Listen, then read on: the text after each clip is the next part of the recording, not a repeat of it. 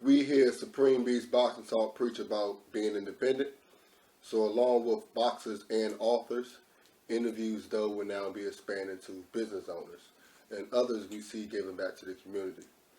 We will do a little bit of history on them and how you can support them because support your own because Support is important. Go hard, I'm forever sore. Top 5, I'm ahead of 4. Don't sleep, year Freddie Boyd. Took L's to be first, elevator metaphor. What up with it? What up with the Supreme Beast Boxing Talk? This is Interviews Though. It's your boy Cadillac Red. You know what I'm saying? I got my homie here with me. MoGotQuestions. Okay, so you know, like he told you, you know what I'm saying? We trying something different. We doing black business owners. You know what I'm saying? So we definitely reached out to the homie. You know what I'm saying? Coach Fenner. Coach, you on the phone with us? Yeah. How you guys doing? All right. You know what I'm saying? Okay, so give us a little bit of your background and what you have going on. You have what's the company name? Company's A1 Performance. A1 Performance. Okay. So yeah, give us your background and give us a A1 Performance as well. So me personally, I'm from the area. Family moved to Virginia when I was 10. Okay. Played high school football over at Stonebridge and Ashburn. Then went on to Old Dominion University. Played 2 years of football there. Really just a scout team guy. Preferred walk on, went through spring ball, the whole process. So that's been the fun part to learn from and teach from. 2011 was my first year coaching football. Also became a high school teacher that year. This is my 10th year coaching football. I did 4 years of basketball, 4 years of track, and I just finished year 2 of lacrosse, which we didn't really get because, COVID came through and told everybody you ain't playing nothing.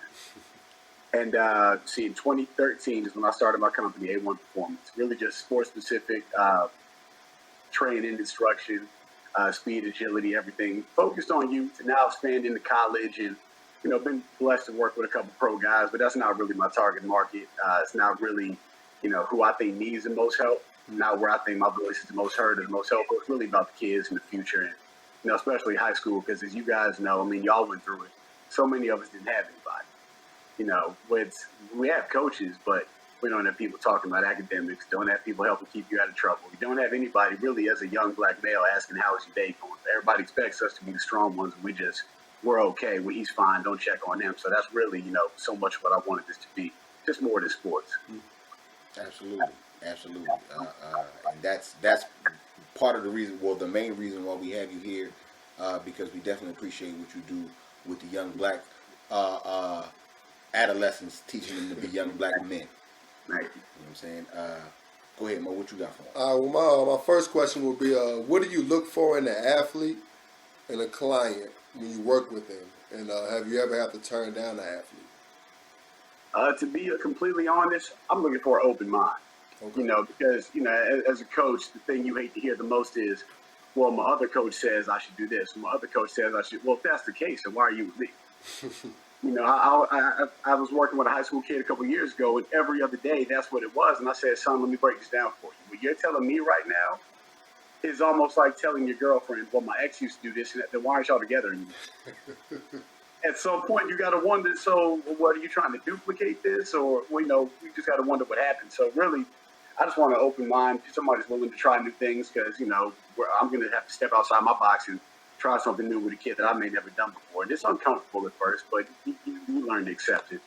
Okay. Yeah, absolutely. Go ahead. Has the pandemic affected your training program?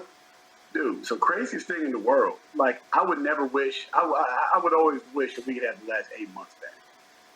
People lost family members, people lost jobs, we all lost a lot. But specifically being in this area, the pandemic, as weird as this might sound, it really helped me. Because for the first 2 weeks, everything was just shut down. Y'all know, it was almost like the world was pretty much closed. Then these parents started getting to the point of like, I'm not used to dealing with my kids all day long. So before you know it, I'm getting phone calls, emails, DMs, like, what time are you going to the field? Because I got to get these boys out the house. So before you know it, kids were signing up from this level. The college kids were all coming home because they couldn't have spring ball or anything. So they were like, well, I need to stay sharp because we're going to go back in the summer. So really, that's just where everything blew up. And I was just like, with all this time on my hands with school not being in and spring sports being canceled, I can really just pour everything I have into the company right now. And to me that's a beautiful thing, because you didn't shun anybody away because of what was going on. You still you went. It wouldn't be essential, but if you ask the parents, they would say that you are essential. Because you know what I'm saying? These kids, I mean, you know, adults had steam that they had to blow off through this whole shit. So you know, kids definitely got steam to blow off, and they can't just do it around the house. You're not gonna tear up my damn house. You know what I'm saying? I'm calling coach, and y'all can go tear up somebody's field. Believe that.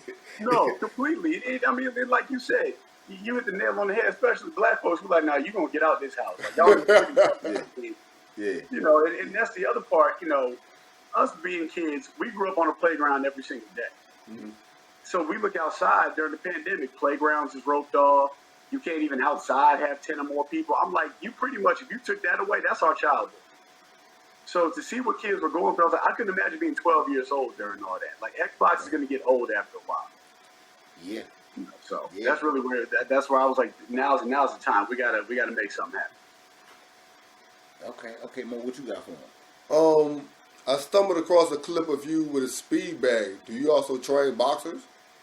You know, I do. When I was in college, I have very little amateur boxing experience, but you know, the fun part about being in the gym that much often as I was, especially during the summertime, and you know, football guys would always do fighting and stuff just to stay in shape. One, just to learn it. Two, I wish more people did it because it's so much the best workout you can do. You know, and I'm like, you have no idea. These people have no idea. Y'all do. These people have no idea what learning a jab and a right hand can do for your life. You know, I'm like, you know, you ever seen these kids get into a fight and you're like, man, nobody taught this boy how to throw a hook.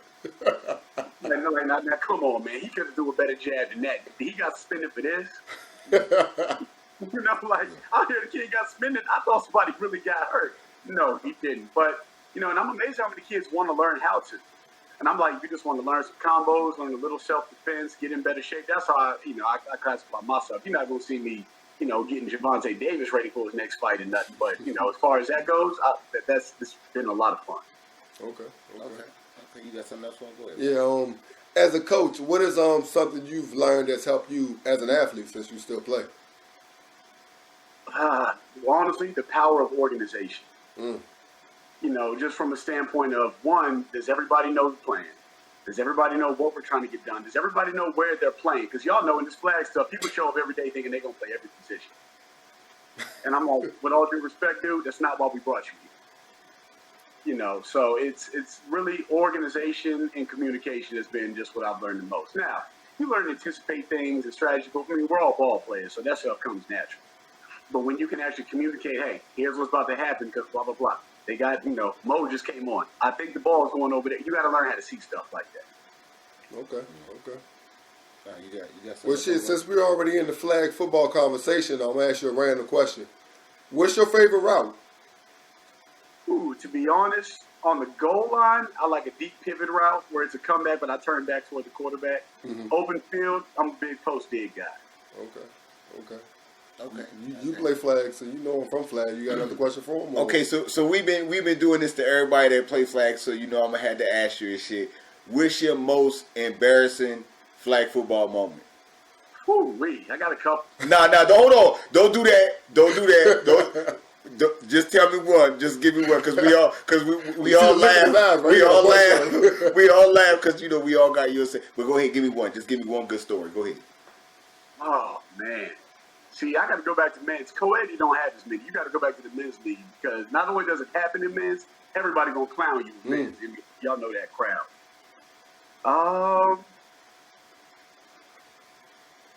Man, y'all taking me back. There's got to be an Outcast game. Like it has to be Outcast. Like, cause look, man, we had some tomfoolery on that team. Probably. Man, what quarterback got me pretty good? His dude had me reaching. There's somebody that's not an athletic quarterback. Actually, goodness, man. What's the team name? I want to say it's when we were playing Renegades. Renegades. Okay. This was just a few years ago. Okay. Y'all tell me, have you ever covered somebody or going against somebody that was so slow that it messed up your timing? Absolutely. I Absolutely. was by the slowest quarterback. Then I missed his flag and he scored. Yeah. I mean, it was an open field too, so everybody was just like, "Dude, you missed him." I was like, "Y'all stop." It be like that, man. I'm telling you, sometimes when they're so slow, when I learn that you got to go past them and come back. I'm telling you. And he's so slow, he might still be there when you come back. Yeah, that's what I'm saying. That's why you got to come back like, hold on. Dude, I had Richie looking at me. Monk was looking at me. Oh, yeah. No, there was a quarterback from Renegades. Can't remember his name. White dude. Oh, he got me. Okay. What you got? Yeah, we still on the field.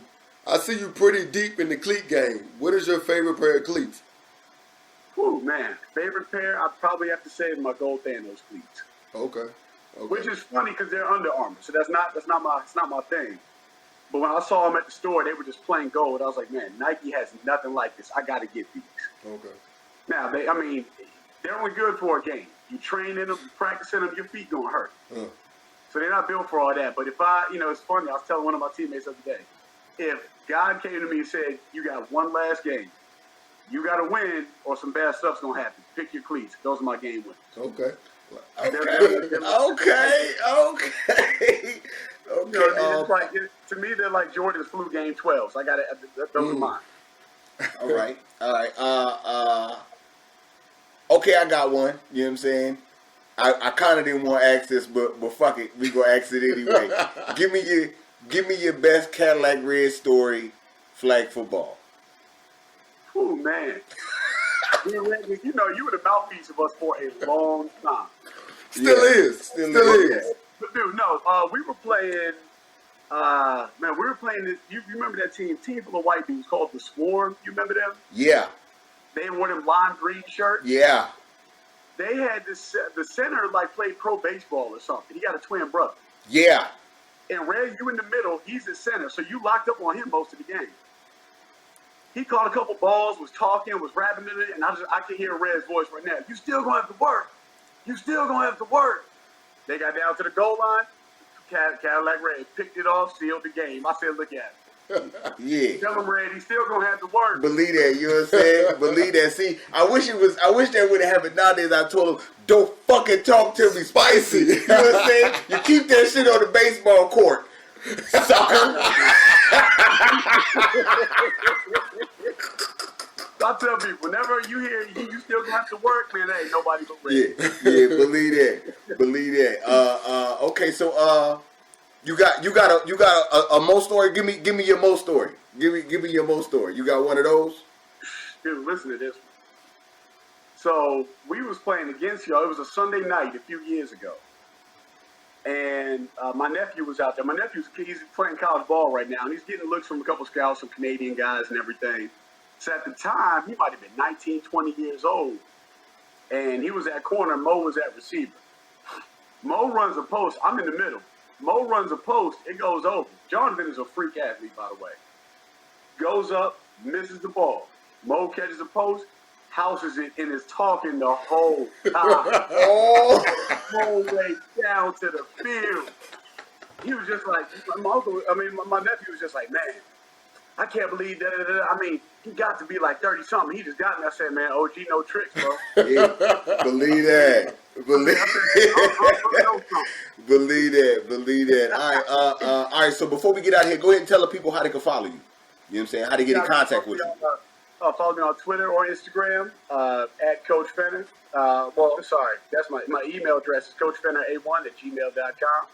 On Instagram and Twitter, it's both A1__performance. Make sure you put 2 underscores. You put 1, it takes you to some auto drive or something like that. Okay. So make sure you put 2 of them. I'm all over Twitter, all over Instagram. There's a Facebook page, A1 Performance LLC, but I'm most commonly on Facebook, on the Instagram and Twitter. All right, and you train females too, right? Because we both got daughters. Yeah, you know what I'm saying? Now, and that's another part as far as, female training. I do ask that one parent stays, because now with all this stuff going on, with coaches and teachers messing with these young girls, as a young black male, we're not doing that. So I do ask that the parent stays. You got to have a witness. Nah, and we like to stay anyway because we like to talk that shit. I don't care if that's my daughter or not. You know what I'm saying? All right, so I guess that's about it. You got something else? That's it. You know what I'm saying? That's it, man. Thank you again, once again. You know what I'm saying, for coming through. You know what I'm saying? We appreciate you and shit. You know what I'm saying? Thank y'all for having me, man. And with all the stuff going on in the world and the election and everything, I imagine we'll talk again soon. We definitely gonna do it again. You know what I'm saying? And chop up some more. And it's been a good one, man. On that note, man, salute to the mighty LDBC. You know what I'm saying? It's Supreme Beast Box Talk. It's your boy Cadillac Red. Say, got my homie with me. MoGotQuestions. And we're about this thing, man. What?